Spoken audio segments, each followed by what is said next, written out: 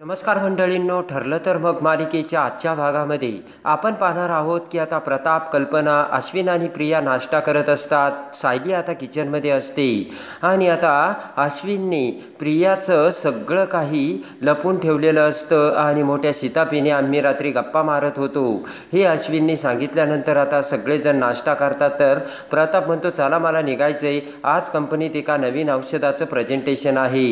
आणि त्यानंतर इकडे प्रताप, कल्पना निघून जातात. तर इकडे प्रिया ही तिरप्या डोळ्याने सायलीकडे बघते आणि आता सायलीसुद्धा प्रियाकडे बघत असते. तर प्रिया विचार करते की आता ही आपल्याला रात्रीचं लेक्चर ऐकवील, चला आपण रूममध्ये गेलेलंच बरं.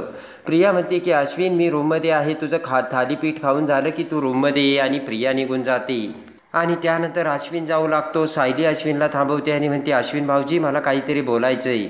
अश्विन म्हणतो की मी तन्वीबद्दल काहीही ऐकणार नाही. सायली म्हणते, मला तिच्याबद्दल बोलायचंच नाही आहे, मला त्या अश्विन भाऊजींबद्दल बोलायचं आहे ज्या वेळेस मी लग्न करून या घरात आले होते आणि मी तेव्हापासून अश्विन भाऊजींना ओळखते. तर अश्विनला ते सगळे आता प्रेमाचे घालवलेले क्षण आता आठवतात. अर्जुन सायलीच्या लग्नामध्ये आणि त्यानंतर फंक्शनमध्ये अश्विन भाऊजी कसे आपल्यासोबत एकदम फेअरलेसली, फ्रँकली राहत होते हे आता अश्विनला आठवतं.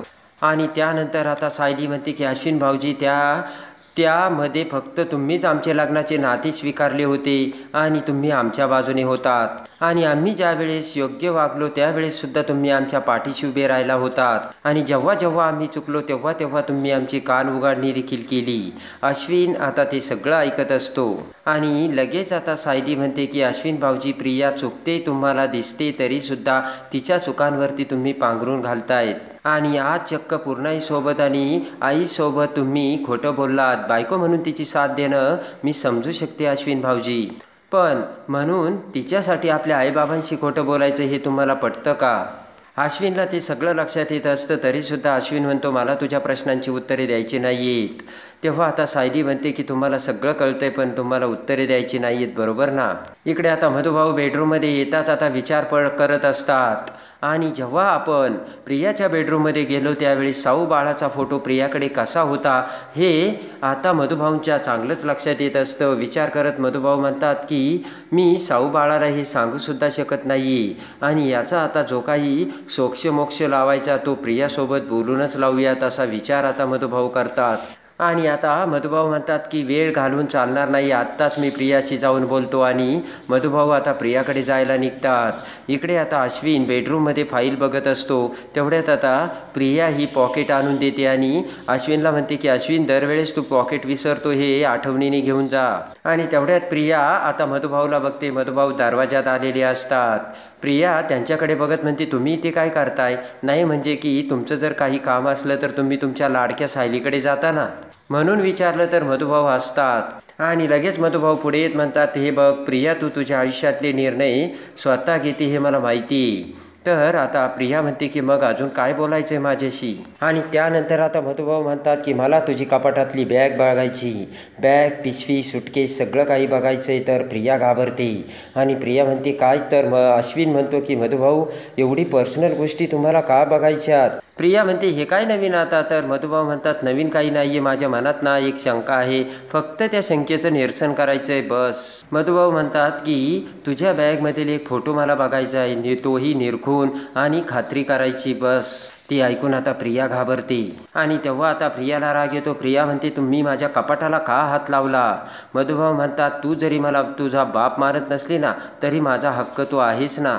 आणि लगेच मधुभाऊ म्हणतात, आत्ताच्या आत्ता मला तो फोटो दाखव. तर प्रिया म्हणते की माझ्याकडे सायलीचा फोटो का असेल?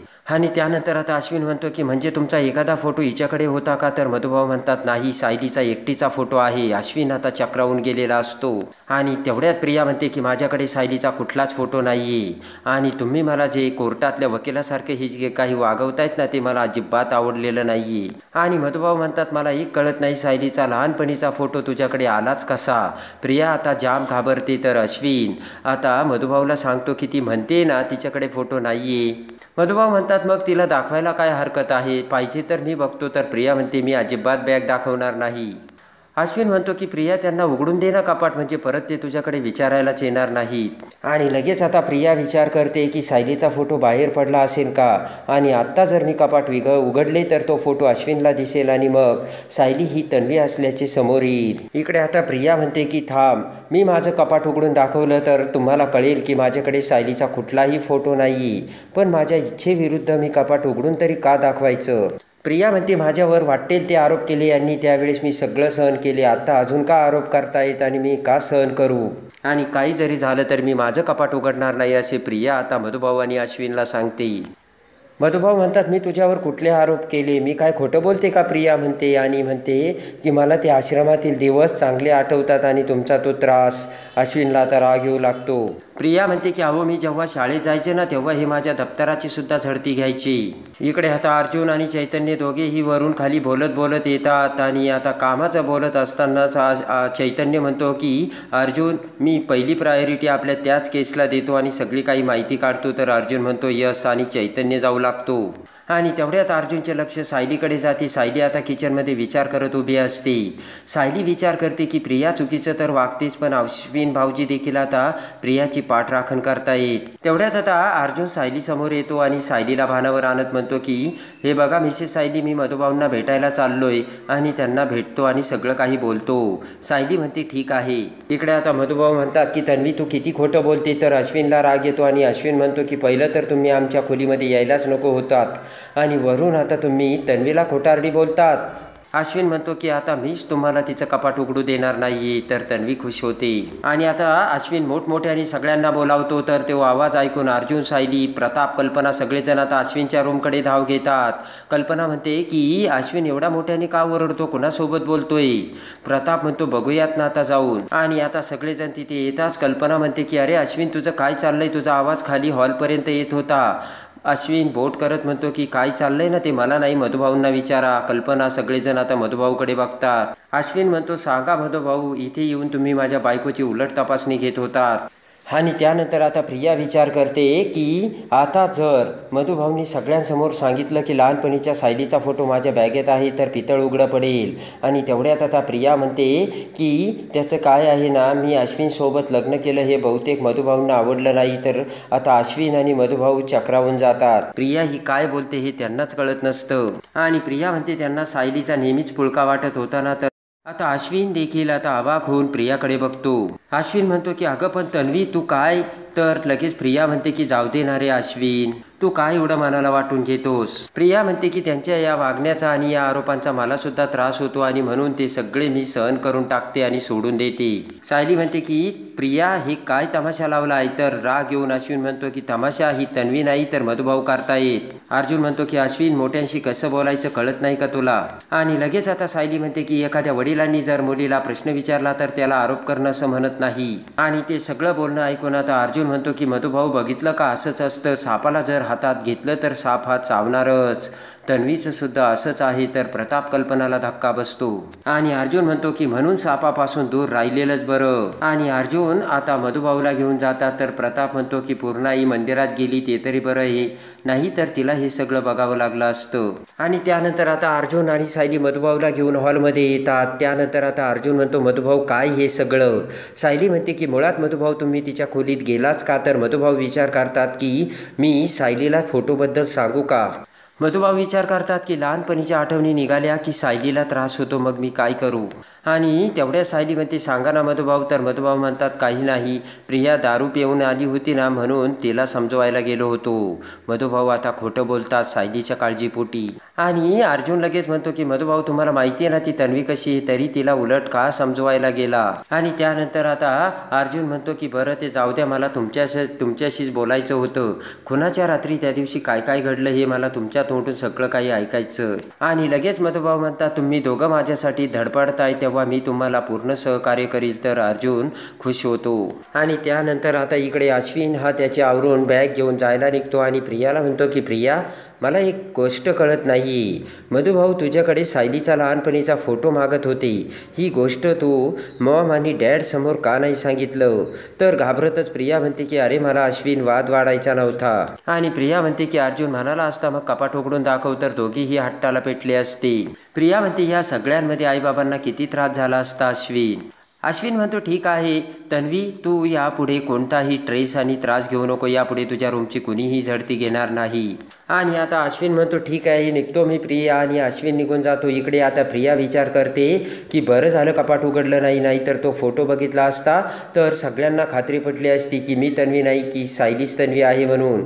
ताबडतोब मला आता तो फोटो कुठेतरी दुसरीकडे ठेवायला हवा असे म्हणत प्रिया आता कपाट उघडते आणि सुटकेस उघडून तो फोटो बाहेर काढते. आणि त्यानंतर आता प्रिया ही कपाटावरची बॅग उघडून त्यामधील आता सायलीचं लाल गाठोडं आणि तो फोटो आणि ती डायरी सगळं काही आता अश्विन अभ्यास करत असलेल्या त्या कपाटाच्या ड्रॉवरमध्ये ठेवते आणि त्याची चावी आपल्या पर्समध्ये ठेवते. आणि इकडे आता साक्षी तिच्या बेडरूममध्ये झोपलेली असताना जेलमध्ये आपल्याला त्या कैद्याच्या बायकांनी कसा त्रास दिला हे सगळं आता साक्षीला आठवत असतं आणि साक्षीला झोप येत नसते. साक्षी आता ते सगळं आठवून तिचा तो त्रास आता साक्षीच्या डोळ्यासमोर येत असतो. आणि तेवढ्यात आता साक्षी हातवारे करत म्हणते की मला इथं राहायचं नाही, मला प्लीज मारू नका. मैपत आता तिथे येतो आणि साक्षी समोर येत म्हणतो की ए साक्षी काय बोलतेस आणि तुला कोण मारतंय आणि कुठे राहायचं नाही तुला, अगं तू तुझ्या बेडरूममध्ये आहेस. आणि तेवढ्यात आता मैपत जोराने साक्षीच्या तोंडावर पाणी मारतो तर साक्षी खडबडून उठून बसते. आणि साक्षी म्हणते काय, तर मैपत म्हणतो की अगं साक्षी मी तुला सांगतो ना तू तुझ्याच घरात आहे. इकडे आता कल्पना आणि प्रिया ही देवळात दर्शनासाठी जाण्यासाठी तयार झालेले असतात. प्रियाने सुंदर साडी डागडागिने घातलेले असतात आणि ती आता पूर्णाई प्रताप समोर येते. आणि त्यानंतर खुश होत प्रिया म्हणते की लग्नानंतरचं हे माझं पहिलंच देवदर्शन आहे. तर पूर्णाजीसुद्धा खुश झालेली असते. आणि आता सगळेजण मंदिरात जायला निघालेले असतात. प्रिया म्हणते की आता अश्विनसुद्धा डायरेक्ट हॉस्पिटलमधून मंदिरातच येणार आहे. प्रताप म्हणतो बरं चला निघूयात. तर तेवढ्यात तिथे सायली येते आणि सायली म्हणते की आई तुम्ही मंदिरात चाललायत का? तेव्हा आता लगेच कल्पना म्हणते सकाळी तुला माहीत होतं ना तरी पुन्हा तेच का विचारते. आणि आता प्रिया म्हणते की सायली तुला माहिती आहे ना एका महत्त्वाच्या कामासाठी चाललेलो असताना विचारायचं नसतं म्हणून. सायली म्हणते की म्हणजे मी सुद्धा देवदर्शनासाठी मंदिरात आले असते ना, कारण लग्न झाल्यापासून आम्ही सुद्धा मंदिरात गेलोच नाही. पूर्णाजी म्हणते की मी तर तुला देवदर्शनाला नेणारच नाही आहे. तर आता सायली म्हणते ठीक आहे मग प्रिया आणि अश्विन भाऊजीसोबत आम्ही देवदर्शनाला आलो तर चालेल का?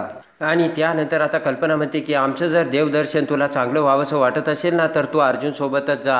आणि प्रताप म्हणतो चला आता. तर पूर्णाजी कल्पना प्रिया देवदर्शनाला निघून जातात तर सायली त्यांच्याकडे बघते आणि सायलीला आज खूप वाईट वाटलेलं असतं. आणि इकडे आता मधुभाऊ हे पाण्याचा जार घेऊन जात असताना आता मधुभाऊच्या डोक्यात विचार येतो की प्रिया आणि पूर्णाजी कल्पना सगळेजण आता देवदर्शनासाठी गेले, तेव्हा आपण प्रियाच्या रूममध्ये जाऊयात आणि तो फोटो काढूयात का असा विचार करून मधुभाऊ हे पुन्हा प्रियाच्या रूममध्ये येतात आणि ती कपाट उघडून ती सुटकेस बाहेर काढतात आणि प्रियाच्या कपड्यात पुन्हा तो फोटो आणि ते सगळ्या गोष्टी बघू लागतात. पण त्यामध्ये आता काहीच नसते. इकडे आता प्रताप कल्पना हे पूर्णाजी आणि प्रियासोबत आता बाहेर आता मंदिरात जात असतात. आणि तेवढ्यात प्रियाला काहीतरी आठवतं. प्रिया सगळ्यांना थांबवत म्हणते 1 मिनिट माझा मोबाईल ना रूममध्ये विसरला, मी घेऊन येते. हसतच कल्पना म्हणते की लवकर येते आणि प्रिया पुन्हा आतमध्ये जाऊ लागते. तर इकडे आता मधुभाऊ हे प्रियाच्या रूममध्ये असतात आणि पटकन आता इकडे प्रिया ही तिच्या बेडरूमकडे येऊ लागते. तर मधुभाऊ आता पुन्हा प्रियाचं सगळं कपाट उचकू लागतात. तर तेवढ्यात आता प्रिया दरवाजा उघडते तर मधुभाऊ कपाट उचकत असताना प्रियाला दिसते. प्रियाला राग येतो. प्रिया म्हणते की आता हे मधुभाऊ पुन्हा माझे कपाट उचकतात आणि यांना आता रेड हँड पकडते आणि सगळ्या समोर तमाशाच करते. आणि त्यानंतर आता प्रिया आतमध्ये जाऊ लागतात. पुन्हा प्रिया विचार करते की जाऊ दे, या थेरड्याला म्हाताऱ्याला काहीच सापडणार नाही. आपण ते अश्विनच्या ड्रॉवरमध्ये लपून ठेवलंय आणि असा एकदाचा मोठा वार करील ना, आत्ता करून काही उपयोग नाही. जाऊ दे, बघू दे याला, याच्या हाताला काहीच नाही मिळणार असे म्हणत हळूच प्रिया दरवाजा लोटून घेते आणि तशीच माघारी जाते. इकडे आता सायली तिच्या बेडरूममध्ये आलेली असते आणि सायलीला खूप वाईट वाटलेलं असतं आणि अर्जुनला सुद्धा आता वाईट वाटलेलं असतं. अर्जुन आता सायलीकडे बघतो आणि म्हणतो की का एवढं का चेहरा पाडून बसलात? आणि मला माहिती आहे पूर्ण आजी आणि मॉमने तुम्हाला मंदिरात नेलं नाही म्हणून तुम्हाला वाईट वाटलं ना. तर आता लगेच सायली म्हणते तुम्हाला कसं कळलं? तर अर्जुन म्हणतो की जसं माझ्या बायकोला माझ्या मनातलं कळतं ना तसेच मलासुद्धा कळतं. अर्जुन म्हणतो पण मला एक गोष्ट कळत नाही सायली, जर एखादा चुकत असेल तर तुमच्यातला मी खरेपणा जागा होतो आणि तुम्ही त्याला लगेच बोलता, पण तुम्ही पूर्णाजी आणि मॉमला का नाही बोलत? सायली म्हणते तुम्हाला असं वाटलं ना आईसोबत आणि पूर्णाजीसोबत मी का उलट बोलत नाही? तर सायली म्हणते की पण एक ना एक दिवस त्यांना त्यांच्या चुकांची जाणीव होईलच आणि मग त्यांना सगळं काही समजेल. आणि त्यानंतर प्रेमाने अर्जुन आणि सायली दोघेही आता बेडरूममध्ये दंगामस्ती करू लागतात आणि दोघेही एकमेकांसोबत खोटे खोटे भांडू लागतात आणि एकमेकांच्या पाठीमागे पळू लागतात. तर सायली खूप खुश झालेली असते. त्यानंतर आता पुन्हा सगळेजण घरी येताच अर्जुन सायली सगळेजण टेबलवर बसलेले असताना पळत पळत प्रिया तिथे येते आणि म्हणते की अरे अश्विन एक प्रॉब्लेम झाला आहे.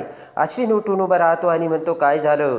तेव्हा आता प्रिया म्हणते की अरे मला लग्नामध्ये दिलेला जो हार होता ना तो हार माझ्या रूममध्ये नाही आहे, कुणीतरी तो चोरला आहे. तेव्हा मी म्हणते की सगळ्यांच्या रूमची झडती घ्यावी लागली ना तरी चालेल पण तो हार सापडलाच पाहिजे. तेवढ्यात कल्पना म्हणते की अश्विन तू अर्जुनच्या रूमची झडती घे. आणि आता सगळ्यात मोठे सत्य, आता चोरीचा आळ आता प्रियाने घेऊन समोर आलेली असते. तेव्हा आता तो हार मधुभाऊंनी चोरला हे आता प्रिया ही आता मधुभाऊच्या रूममध्ये ठेवून मधुभाऊवरती चोरीचा आळ घालणार असते आणि मधुभाऊला त्या घरातून हाकलून लावणार असते. पण आता त्यानंतर मात्र इकडे तो हार आता कुणाकडे भेटणार हे सगळं बघण्यासाठी आणि ठरलं तर मग मालिकेच्या डेली अपडेटसाठी आपल्या चॅनलला लाईक करा, सबस्क्राईब करा.